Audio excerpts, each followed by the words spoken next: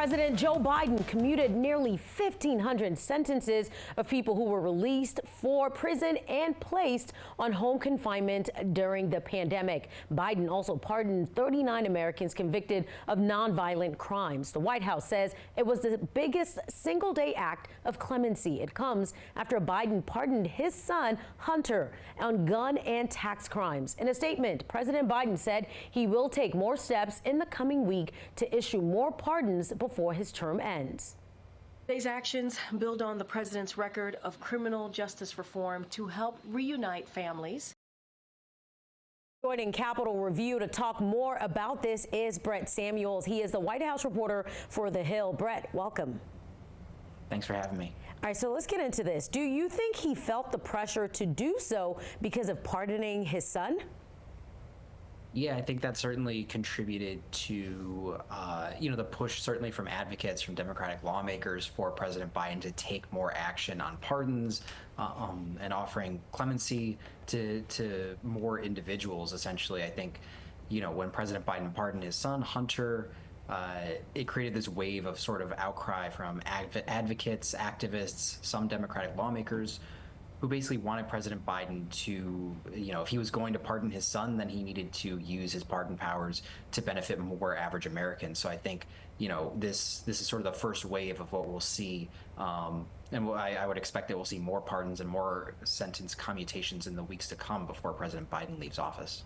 And, it seems he took that call to heart, or at least heard it, because Biden set a new daily record for clemency. How historic is this for the president? Yeah, so President Biden set a single-day record for commutations. He commuted the sentences of roughly 1,500 people. So the White House said that was, the most ever in a single day by a president, targeting specific individuals. He also pardoned 39 people. So this was a huge batch of individuals who received clemency here. Most of them were nonviolent offenders. A lot of them were drug-related offenses. Some were non-drug offenses. There's been a lot of outcry about a few individuals who had been charged with fraud, and they received sentence commutations. People who got pardons, most of them had given back to their communities in some way or had been rehabilitated, according to the White House. So, certainly this was a historic act just in terms of the sheer number of people, and the White House has promised that there will be more to come still. And Brad, a question has always remained, what will Biden's legacy be? So a lot of questions about what kind of legacy President Biden will leave behind. Do you think all this pardons has an impact on what his legacy will be? Yeah, certainly I think it contributes to it. There was a lot of talk around his legacy when he pardoned his son about whether he was tarnishing his legacy because President Biden ran in 2020 and spent much of his presidency talking about respect for the rule of law, respect for the independence of the judicial system and the justice system.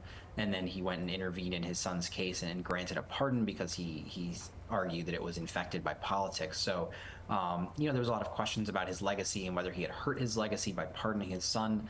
But now I think certainly there will be this effort to sort of build his legacy back up, and certainly from the White House to push this idea that he is honoring his legacy by, commuting the sentences or pardoning individuals, especially for drug-related offenses, and folks who the White House feel had been sentenced too harshly.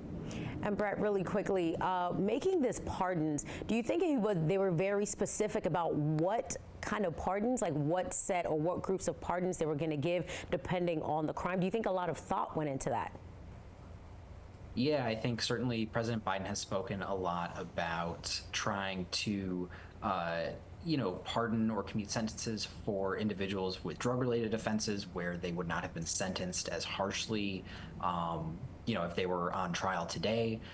A lot of these sentence commutations were related to folks who were under home imprisonment because they'd been, in jail during the coronavirus pandemic, and they'd been sent home because COVID was running rampant through jails. So, this particular set of pardons did seem pretty targeted as far as, those who were under home confinement, and then those who were facing drug-related offenses. So, it does seem that they were pretty targeted in that sense, and I think we'll see in his final weeks in office whether he branches out and focuses on different cases, or whether he continues to kind of focus on addressing folks who were convicted of drug-related offenses and nonviolent offenses. Yeah, the president definitely has a few weeks left during his term. We'll see what he does. Brett Samuels with The Hill, thank you very much. Thanks.